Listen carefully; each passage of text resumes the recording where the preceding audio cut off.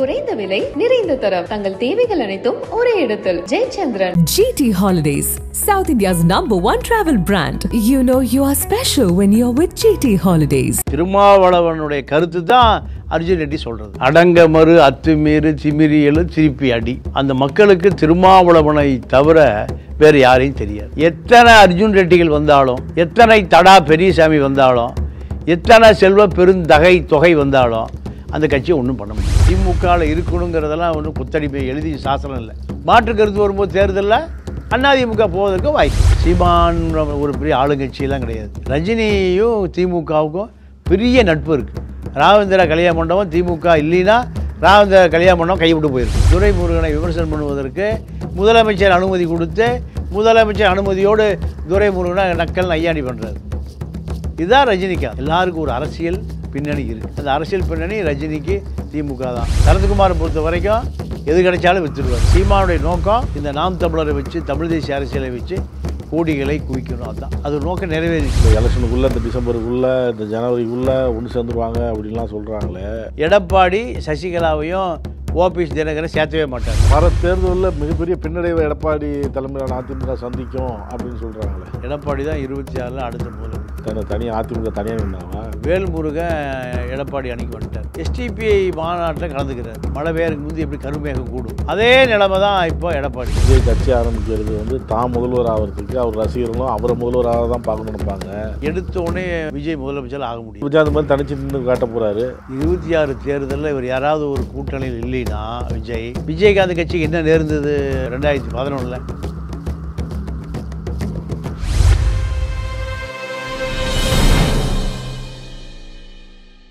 நக்கீரன் நேயர்களுக்கு வணக்கம்.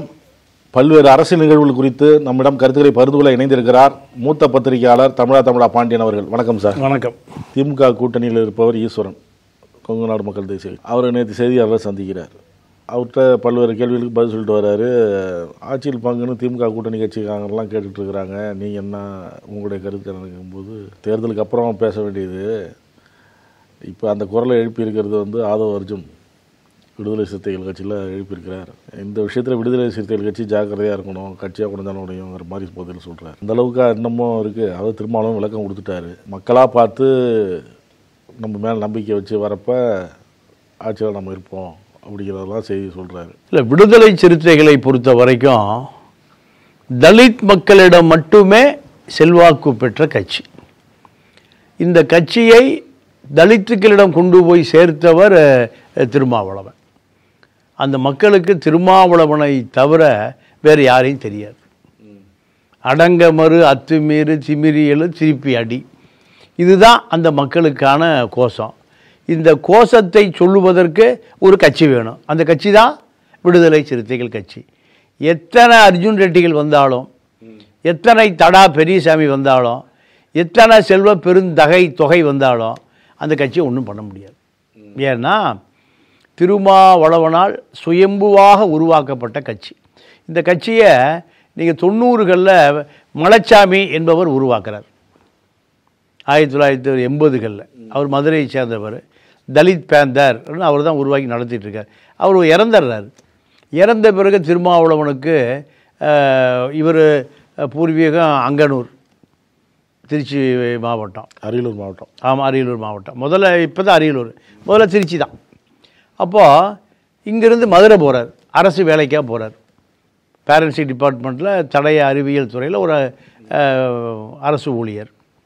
அப்போ இவருக்கு அரசு ஊழியர் வேலையை பார்ப்பதா இல்லை அந்த தலித் மக்களுக்காக போராடுவதா? மலைச்சாமி மரணத்துக்கு பிறகு நடந்த விஷயம். அப்போது சரி, மக்கள் பாவம், அடித்தட்டு மக்கள்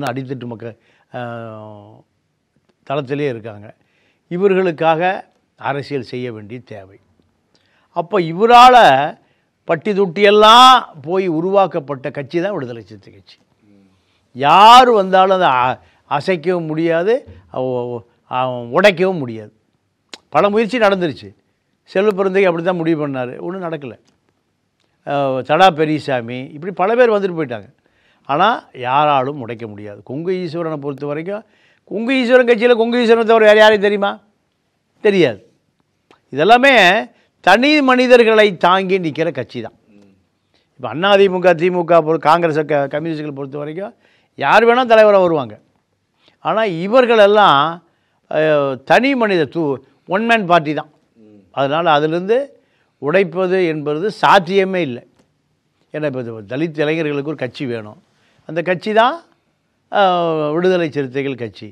அதனால் கொங்கு ஈஸ்வரன் சொல்லுகிற அர்ஜுன் ரெட்டியை பொறுத்த வரைக்கும் அவர் இந்த அரசியலுக்கே 6 மாதம் தான் ஆச்சு. நீங்கள் திமுகவில் அவர் சபரீசனோடு நெருங்கிய நண்பர். நீங்கள் திமுக காரர் அல்ல, சபரீசனோட நெருங்கிய நண்பர். இல்லை தேர்தல் வியூகம் வகுக்கிறது பெண் நிறுவனம் சார். என்ன தேர்தல் வியூகத்தை வகுக்க போகிறாங்க? கருணாநிதி ஜெயலலிதாவை தேர்தல் இந்த அர்ஜுன் ரெட்டிகளை நம்பியும் பிரசாந்த் கிஷோர் நம்பியும் எலெக்ஷன்னாங்க. அதாவது காலம் நவீனப்பட இவர்கள் அதை நவீனப்படுத்துகிறாங்க. அப்படிலாம் இல்லை. விஜய்க்கு ஒரு 2 லட்சம் பேர் வந்தான். இந்த 2 லட்சம் பேருக்கு எந்த பிரசாந்த் கிஷோரும் எந்த பெண் நிறுவனம் சொன்னான்? எதுவுமே இல்லை. சினிமா கிளாமர், சினிமாவில் விஜய் தெரியும், அதனால் வந்தான்.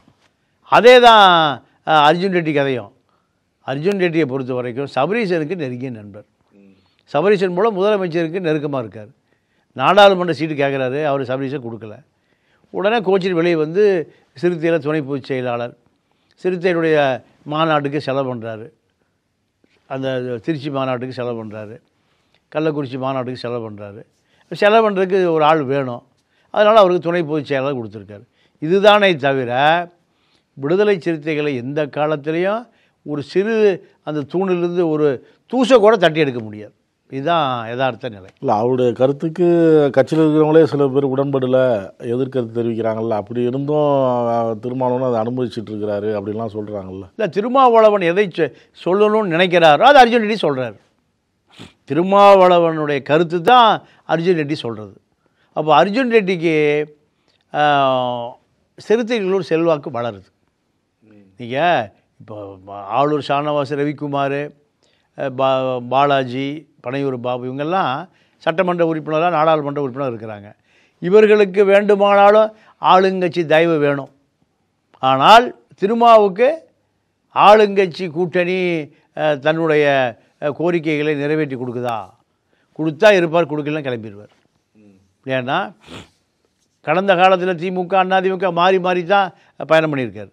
இப்போ அதே போல் திமுகவில் இருக்கணுங்கிறதெல்லாம் ஒன்றும் கொத்தடிமை எழுதி சாசனம் இல்லை.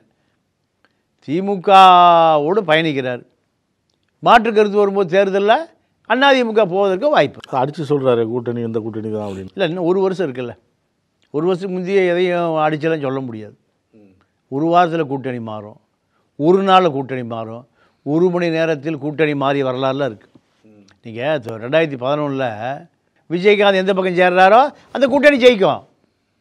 ஆனால் கோயம்பேடு கல்யாண மண்டபத்தில் புறப்பட்ட விஜயகாந்த் எங்கே போய் சேர்ந்தார்? பாய்ஸ் கார்டன் போயிட்டார். கார் புறப்பட்டு சேர்றதுக்குள்ளே கூட்டணி மாறுது. அதனால் 1 வருஷம் கூட்டணிலாம் நம்ம உறுதியாக எதுவும் சொல்ல முடியாது. அரசியல் என்பது நிரந்தர நண்பன் இல்லை, எதிரி இல்லை. இதெல்லாம் லாப நட்ட கணக்கு தான். அதனால் எடப்பாடியும் பிஜேபியும் பிரிக்க முடியாது. காதலர்களை போல் இருந்தாங்க 2 பேரும். கடைசியில் என்னாச்சு? இப்போ கீரி பாம்பாகி போச்சு. மறைமுகமாக அந்த உறவு இருக்குதுன்னு சொல்கிறாங்களே. இல்லை, மறைமுகமாக நேரடியாக இருந்தீங்கன்னா சிறுபான்மை முஸ்லீம் ஓட்டே போட மாட்டாங்க. சிறுபான்மை ஓட்டுக்காக தான் பிஜேபியிலேருந்து பிரிஞ்சு வர்றார் எடப்பாடி. ஏன்? சிறுபான்மை முஸ்லீம், கிறித்துவர், தலித் இன்டலெக்சுவல் ஓட்டு 20% இருக்குது. அதுதான் திமுகவுடைய வெற்றி. திமுக இந்த தடவை ஜெயிக்கிறதுக்கு காரணம் என்ன? திமுக பார்த்தா ஓட்டு போட்டான்? இல்லை, மோடி வரக்கூடாது, மோடி வரக்கூடாது ஆட்சியில். அதுதான் தமிழ்நாட்டு மக்களுடைய ஆசை. அதான் தேர்தலில் ஓட்டு போட்டான்.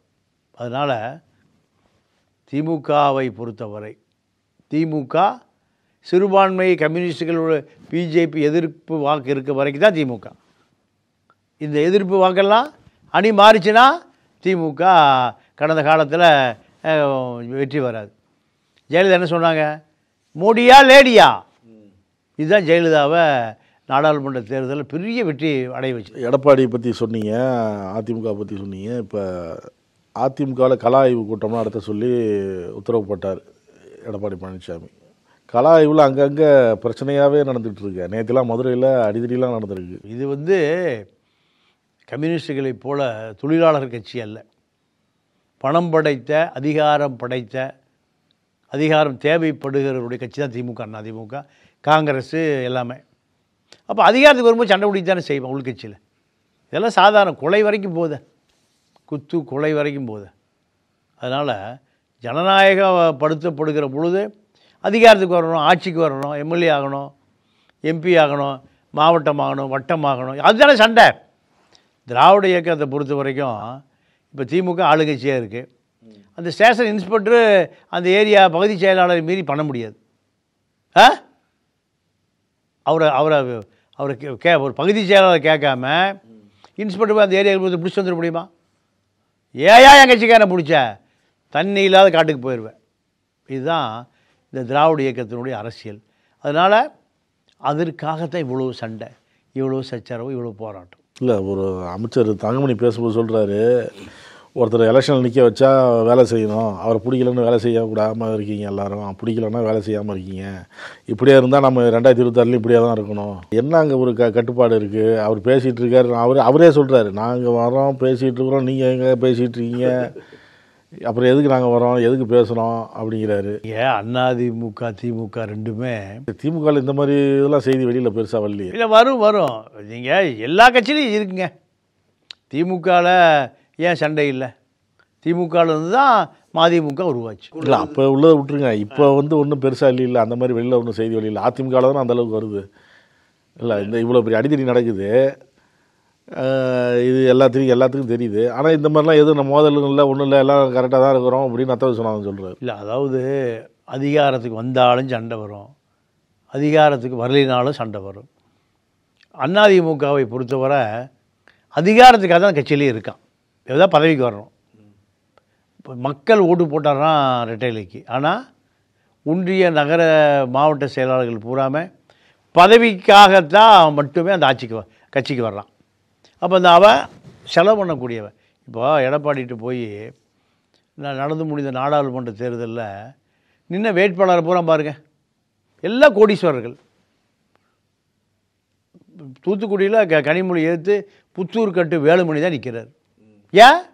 50 லட்ச ரூபா செலவு பண்ண முடியுங்கிறார். வேறு யாரும் செலவு பண்ண முடியாது. ஆற்றல் அசோக் ஈரோட்டில், அவர் பிஜேபியிலேருந்து வந்தவர். நான் ஒரு 5 கோடி செலவு பண்ணுறேன். தேர்தல் என்பது யார் அதிகமாக செலவு பண்ணுவா? அவர்களுக்கான இடம் தான் அரசியல். அதுதான் அதிமுக அடிச்சுக்கிறான். மக்கள் தெரிஞ்சாலும் ஓட்டு போடுறான்.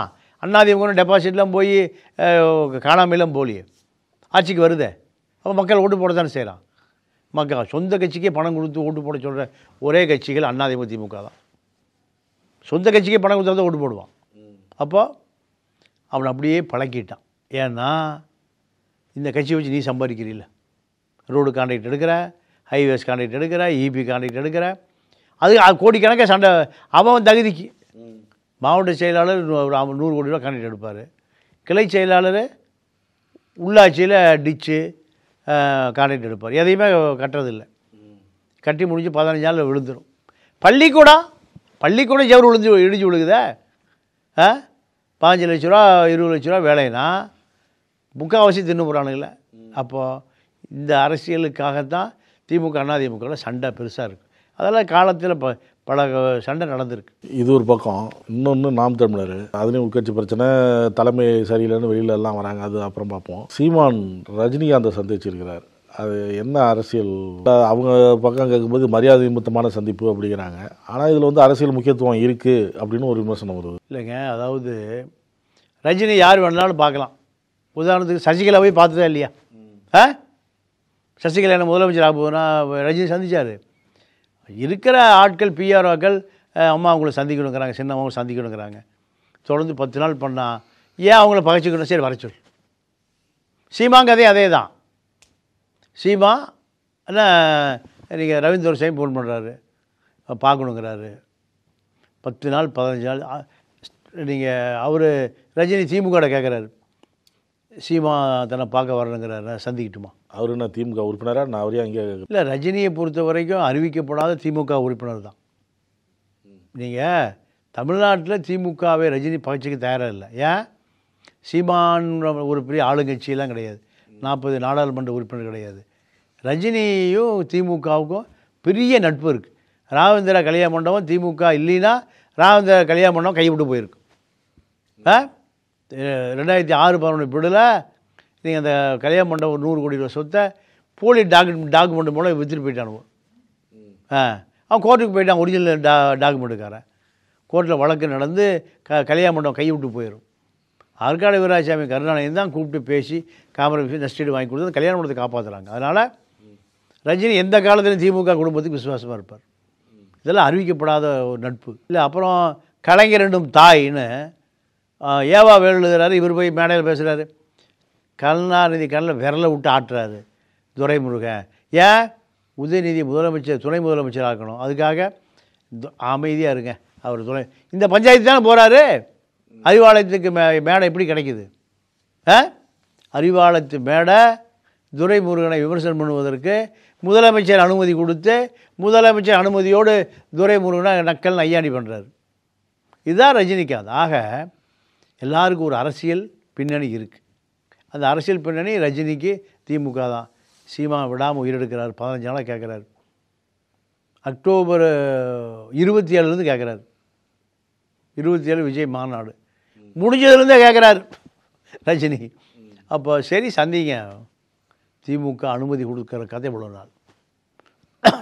ரவீந்திர துரைசாமி பொறுத்த வரைக்கும் சீஃப் மினிஸ்டர் கேண்டிடேட்டு சீமான, சரத்குமாரி சீஃப் மினிஸ்டர் கேண்டிடேட் தான் சொன்னார். சரத்குமார் என்ன ஆனார்னு தெரியும். கட்சியை பாஜகவோட இணைச்சு நல்ல வேலை பாஜக இணைச்சார், ஆர்எஸ்எஸ்ஸில் இணைக்காம. ஏன்னா அவருக்கு அரசியலுக்கு சம்மந்தமே இல்லை. அரசியல் என்பது தியாகம் பண்ணுறவனுக்கு. திமுக பல பிரச்சாரம் பண்ணியிருக்கிறாரு. இப்போ ஏடிஎம்கேல எம்எல்ஏ வந்திருக்கிறாரு, திமுகவில் எம்பியாக இருந்திருக்கிறாரு. எல்லாம் சரிங்க. ஆனால் ஒரு தொகுதியில் கூட நின்று அவரால் ஒரு எம்எல்ஏ கூட ஜெயிக்க முடியலையே. ஏடிஎம்கேல பில்ல ஜெயிச்சார்ல. அவர் ஜெயிச்சார், அவர் கட்சி ஜெயிக்கலையே. நீங்கள் 2011 நம்ம இவர் எர்ணாகுடி நாராயணன் ஜெயிச்சார். ஜெயலலிதா கொடுத்த சீட்டை 1 கோடி ரூபா கொடுத்து சரத்குமார்ட்டே பர்ச்சேஸ் பண்ணார். கரிக்கோல் ராஜ் 1 கோடி கிடந்து கொடுக்க முடியாது, கூட்டணி விட்டு விலகி போயிட்டார். என்னாடி தனபாலம் திமுக கூட்டணிக்கு போயிட்டார். இப்படியெல்லாம் பல வரலாறு இருக்குது. சரத்குமாரை பொறுத்த வரைக்கும் எது கிடைச்சாலும் விற்றுடுவார். அதுதான் அவருடைய அரசியல். அதனால் எந்த தொண்டனும் இல்லாமல் அவர் விட்டு எல்லாம் வெளியேறி. இல்லை, இப்போ இதில் விஷயத்துக்கு வாங்க. இப்போ அந்த சீமான் ரஜினி சந்திப்பு என்ன அரசியல் முக்கியத்துவம்? விஜய் வந்ததுனால அதில் ஒரு ஏமாற்றம் அடைஞ்சதுனால அங்கே போனார் அப்படின்னு எல்லாரும் பேசுகிறாங்க. நீங்கள் எதை எப்படி பார்க்குறீங்க? ரஜினியை பொறுத்த வரைக்கும் எந்த சீமானுடைய எந்த கோரிக்கைக்கும் ஆமாம் இல்லைன்னு சொல்லலை. அவர் சீமான் சொல்லுவதை ஒரு 40 நிமிஷம் காதில் கேட்டுக்கிட்டார். சரி சந்திப்போம், அவ்வளோதான். மரியாதை நிமித்தம் சந்திச்சாச்சு, மரியாதை நிமித்தம் கிளம்பியாச்சு. இந்த சீமான் கூட்டணிக்கு என்ன தமிழ் தேசிய அரசியல் பண்ணிடுவாரா ரஜினி? இல்லை விடுதலை புலி அரசியல் பண்ணிடுவாரா? இல்லை திமுக எதிர்ப்பு அரசியல் பண்ணுவாரா? இதுதான் சீமானுடைய அரசியல். இது மூணுமே ரஜினிக்கு வேப்பங்காய். அப்போ எதுக்காக பார்க்குறாரு? கட்சியில் கூட்டமாக வெளியேறிட்டு இருக்கான். இவர்களை தக்க வைக்கணும்னா ஒரு பில்டப் கொடுக்கணும். நீங்கள் சினிமாக்காரன் பார்த்தீங்கன்னா ஒரு படத்தில் நடிச்சிருப்பான், அடுத்த படத்துக்கு வாய்ப்பே இருக்காது. வெளியே வந்தாலும் ஆடிக்காரும் 10 பவுன்சர் வருவான். பார்த்துருக்கீங்களா? டாய் டல்லு கில்லு ஒரு படம் இருக்காது. என் வீட்டில் என்ன பண்ணியிருப்பார்? போண்டா சாட் படுத்துருப்பார். ஆனால் வெளியே வரும்போது 10 பவுன்சர் வருவான். அதே கதை சீமான் கதை. சீமானை பொறுத்த வரைக்கும் சீமான் இப்போ பவுன்சர் தான், வீட்லேயும் பவுன்சர் தான். 2 லட்ச ரூபா வாடகை கொடுக்குறாரு. ஆனால் இருக்கிறது 3 பேர், வேலையாள் 15 பேர். அதான் கட்சிக்காரன் கேட்குறான், நாங்கள் திரள் நிதி வசூல் பண்ணி கொடுத்தா நீயே 3 பேருக்கு குழந்தை ஒன்று, பல லட்ச ரூபா செலவாகுது. இது எவ்வளோ நாளைக்கு நடக்கும்? கூடிய விரைவில் சீமானுடைய கூடாரம் காலியாகும். காலி ஆகிட்டே இருக்குது. இந்த அரசியல் நீண்ட நாளைக்கு ஓடாது. ஏன்னா 2 பேர் போகிறதுனால என்ன கட்சியாக கரைஞ்சி போகுது? இல்லைங்க, ஒரு மாவட்ட செயலாளர் நேரடியாக மறைமுகமாக 500 பேரோடு இருப்பான். அவன் தான் வேலை செய்கிறவன். கும்பலாக வெளியே போயிட்டான்னா புதுசாக ஒருத்தன் வந்து 5 வருஷம் ஆகும் ஏரியா பார்க்குறதுக்கு, ஆள் செட் ஆகிறதுக்கு. இப்போ இதைத்தான் சீமான் செஞ்சிட்ருக்கார். சீமானுடைய நோக்கம் இந்த நாம் தமிழரை வச்சு, தமிழ் தேசிய அரசியலை வச்சு கோடிகளை குவிக்கணும். அதுதான் அது நோக்கம் நிறைவேறிச்சு. கோடிகளை குவிச்சாச்சு. இப்போ ஒரு பேருக்கு ஒரு அரசியல் கட்சி அவருக்கு தேவைப்படுகிறது. அதை அவர் செஞ்சிட்ருக்கார். அதனால் ஒரு பில்டப்புக்கு 20 பவுன்சர் வர்றதை போல் ஒரு ரஜினி ஒரு 50 பவுன்சர். இதுதான். இதை தாண்டி சீமானுக்கு எந்த பிரயோஜனமும் இல்லை ரஜினியால். அடுத்த படத்துக்கு பூஜை போட்டு நடிக்க ஆரம்பிச்சிருப்பார் ரஜினி. அது ஒரு அரை மணி நேரம் 1 மணி நேரம் சந்திப்புக்கான ஒரு முன் அனுமதி. ஆமாம் அப்படின்னு கேட்டுக்கிட்டாரு. ஆனால் எந்த பதிலும் சொல்லங்கிறீங்க. எப்போவுமே சொல்ல மாட்டார். எந்த பதிலை சொல்லுவார்? தமிழ் தேசிய அரசியலுக்கு ஆலோசனை சொல்லுவாரா? தமிழ் தேசிய அரசியல் தெரியுமா அவருக்கு? தெரியாது. சரி, அப்போது இந்திய தேசிய அரசியல் தெரியுமா? அதுவும் தெரியாது. சரி, இலங்கை பிரச்சனையாக தெரியுமா? அதுவும் தெரியாது. என்ன தெரியும்? ஒரு படத்துக்கு 150 கோடி சம்பளம் வாங்கி பத்திரமா பாதுகாக்க தெரியும். எல்லாம் வெள்ளையில் கருப்பே கிடையாது. அதாவது இப்போ ரஜினிக்கு அரசியல் தெரியாதுங்கிறீங்க. 100% அரசியல் தெரியாது. தெரியாமல் தான் இப்போ மூப்பனா ஜெயலலிதா எதிர்க்கிறப்ப அவர் வந்து வாய்ஸ் கொடுத்தாரா? இல்லை, ஏன் வாய்ஸ் கொடுத்தாருன்னா, இவர் சோழா ஹோட்டலேருந்து ஃபியட் காரை ஓட்டிகிட்டு போகும்போது போலீஸ்காரன் அந்த வீதியில் விடலை. இதுதான் நம்ம விஷயம். வேறு ரஜினிக்கும் மூப்பனாருக்கும், ரஜினிக்கும் ஜெயலலிதாவுக்கும் என்ன அரசியல்? 10 மணி 11 மணிக்கு மேலே சோழா பார்லேருந்து அவரே செல்ஃப் ட்ரைவிங் பண்ணிவிட்டு உள்ளே போனால் ஜெயலலிதாவுடைய காவலர்கள் மறிச்சிடுவான். இதுதான் 2 பேருக்குமான பிரச்சனை. அரசியல் ஆதாயத்துக்காக தான் ஜானகி அம்மையாரின் 100ஆண்டு விழாவை நடத்தியிருக்கிறார் எடப்பாடி அப்படிங்கிறாங்க. அதை நீங்கள் எப்படி பார்க்க? ஜானகியை பொறுத்த வரைக்கும் ஜெயலலிதாட்ட அமைதியாக கட்சியை கொடுத்துட்டு அந்தம்மா போயிடுச்சு. எந்த கலாட்டாவும் பண்ணல. ஜானகியா ஜெயலலிதான்னு பிரச்சனை வரும்போது கட்சி யார்கிட்ட வந்து சேர்ந்தது? ஜெயலலிதாட்ட வந்து சேர்ந்தது. அந்த பெண்ணு ஜெயலலிதா பற்றி ஜானகி சொல்லும், என்னுடைய கணவர் எம்ஜிஆருக்காக நிறைய இழந்திருக்கா. ஜானகி அவருடைய 2வது கணவர் தான் எம்ஜிஆர். முதல் கணவருக்கு தான் ஒரு ஆண் குழந்தை பிறக்குது. அந்த பையன் தான் ரவீந்திரன். இப்போ அமெரிக்காவில் செட்டில் ஆகிட்டான். அதிமுக யாருக்கு நிலைமை வரும்போது ஜெயலலிதாட்ட கட்சியை கொடுத்துட்டு அந்தம்மா அமைதியாக ஒதுங்கிருச்சு. இப்போ செய்தி சொல்ல வர்றது என்னென்னா, எடப்பாடி சசிகலாவும் இதே போல் ஜானகியை போல் ஓரமாக ஒதுங்கிருங்க. இதுதான் எடப்பாடி சசிகலாவுக்கு சொல்லுகிற செய்தி. ஜானகி இந்த மாதிரி கொடுத்துட்டு ஒதுங்கிட்டாங்கங்கிற விஷயத்த அந்த நிகழ்ச்சியில் வீடியோவில் ரஜினி பேசுகிறார். ரஜினி விட்டு சொல்கிறாரா? இல்லைங்க, அதாவது ரஜினிக்கு உண்மை தெரியும், சசிகலாவுக்கு உண்மை தெரியும், டிடிவி தினகரனுக்கும் தெரியும், ஓபிஎஸ்ஸுக்கும் தெரியும், சசிகலாவுக்கும் தெரியும். அப்போது எல்லாத்துக்கும் ஒரே செய்தி தான், என்னை டிஸ்டர்ப் பண்ணாதீங்க, நான் எம்ஜிஆர் ஆட்சியை அமைப்பேன், ஜெயலலிதா ஆட்சியை அமைப்பேன், இதுதான். அதனால் ஜானகி எவ்வளியோ சசிகலாவும் அவ்வளியே, இப்படி போகணுங்கிறக்காக தான் அந்த 100ஆண்டு விழாவை கொண்டாடுறார். பல முறை சொல்லிட்டார், நீங்கள் தயவுசெய்து அதிகாரத்தை கேட்காதீங்க, ஆட்சியை கேட்காதீங்க, நீங்கள் ஜானகியை போல் அமைதியாக கொடுத்துட்டு போய் ரெஸ்ட் எடுங்க. இதுதான் எடப்பாடியுடைய செய்தி. ஒன்று சேர்ந்துருவாங்கன்னு சொல்கிறாங்களே, அது எப்படி? இல்லை எலெக்ஷனுக்குள்ளே, இந்த டிசம்பருக்குள்ளே, இந்த ஜனவரிக்குள்ளே ஒன்று சேர்ந்துருவாங்க அப்படின்லாம் சொல்கிறாங்களே. 100 ஆண்டு காலம் ஆனாலும் சரி, எடப்பாடி சசிகலாவையும் ஓபிஎஸ் தினகரன் சேர்த்தவே மாட்டார். ஏன்னா மீண்டும் உள்ளே சேர்த்துனா சசிகலாவுக்கு ஒரு கோஷ்டி, ஓபிஎஸ்க்கு ஒரு கோஷ்டி, டிடிவிக்கு ஒரு கோஷ்டி. எடப்பாடி யார் கோஷ்டி? எப்போ எடப்பாடி எந்த கோஷ்டி? இப்படி ஒரு நிலைமை வந்துடும். அதனால் கட்சி தன்னுடைய கட்டுப்பாட்டில் முழுசாக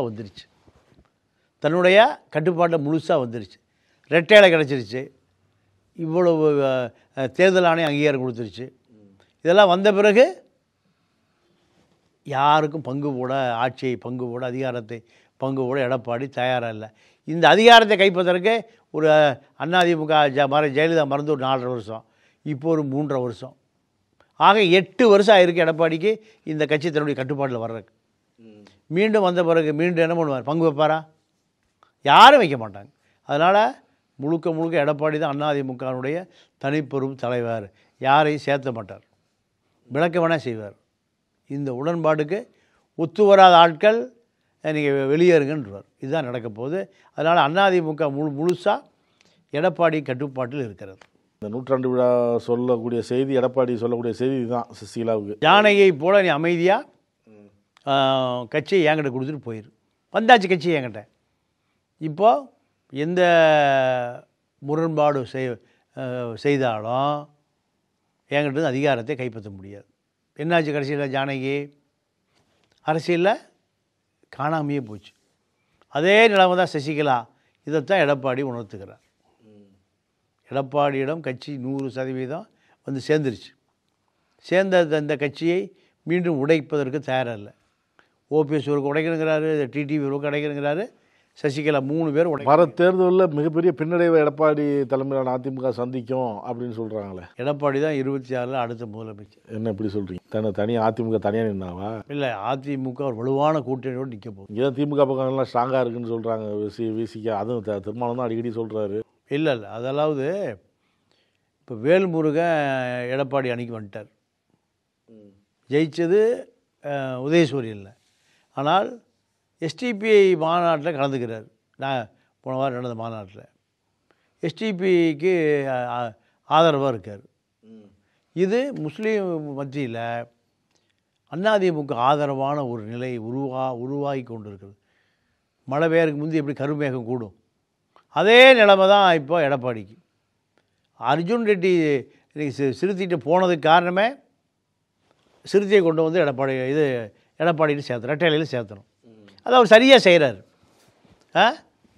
விஜய் கட்சியை கூட விலைக்கு வாங்கி எடப்பாடியில் கொண்டு சேர்த்துறாரு. அதான் கூட்டணி இல்லைன்னு அறிக்கை வெளியிட்டார். இல்லை, அறிக்கை வெளியிட்டாலுமே தற்காலிகமாக இந்த பரபரப்பு பேச்சுக்கு ஒரு முற்றுப்புள்ளி வைக்கப்பட்டிருக்கு. தேர்தல் நேரத்தில் அதிமுக விஜய் சிறுத்தை கூட்டணி உறுதியாக அமையும். இதுதான் எதிர்கால அரசு. அதிமுகவோட கூட்டணி இல்லைன்னு அவர் சொல்கிறாரு. இன்னொன்று, விஜய் கட்சி ஆரம்பிக்கிறது வந்து தான் முதல்வர் ஆகிறதுக்கு அவர் ரசிகர்களும் அவரை முதல்வராக தான் பார்க்கணும்னு நினைப்பாங்க. அவர் கட்சியில் சேர்ந்துட்டு இன்னொருத்தரை போய் முதல்வர் வேட்பாளராக ஏற்றுக்குவாங்களா அப்படின்லாம் கேள்விலாம் வருது. இல்லை இல்லைங்க, அதாவது எடுத்தோடனே விஜய் முதலமைச்சர் ஆக முடியும். சரி, எடுத்துட்டு ஆக முடியும். அவர் வந்து விஜய் அந்த மாதிரி தனிச்சு நின்று காட்ட போகிறாரு. அந்த மாதிரி கூட எடுத்துக்கலாம்ல. இல்லை, இருந்தாலும் 26 தேர்தலில் இவர் யாராவது ஒரு கூட்டணியில் இல்லைன்னா விஜய், திமுக அதிமுக 2 பேரும் மாவட்ட செயலாளர், ஒன்றிய நகர செயலாளர்களை விலைக்கு வாங்கிடுவான். விஜயகாந்த் கட்சிக்கு என்ன நேர்ந்தது 2011? 16 என்னாச்சு? 21 காணாமையே போச்சு. அதே நிலைமைக்கு விஜய்க்கு வந்துடும். அதனால் விஜய் என்ன பண்ணுவார்? அதிமுகவோடு கூட்டணி சேருவதை தவிர வேறு ஆப்ஷனே இல்லை. திமுகவை சேர முடியாது. திமுகவை எதிர்ப்பதற்காக உருவாக்கப்பட்ட இயக்கம் தான் தமிழக வெற்றி கழகம். அப்போது திமுகவை எதிர்க்கக்கூடிய அத்தனை பேரையும் ஒரே அணியில் இருப்போம்.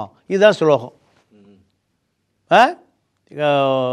எமர்ஜென்சியில் இந்திரா காந்தி திமுக காரனை பூரா முடிச்சு ஜெயிலில் போட்டுது. ஜெயிலில் பாதி பேர் அடி வாங்கி மிதி வாங்கினான்.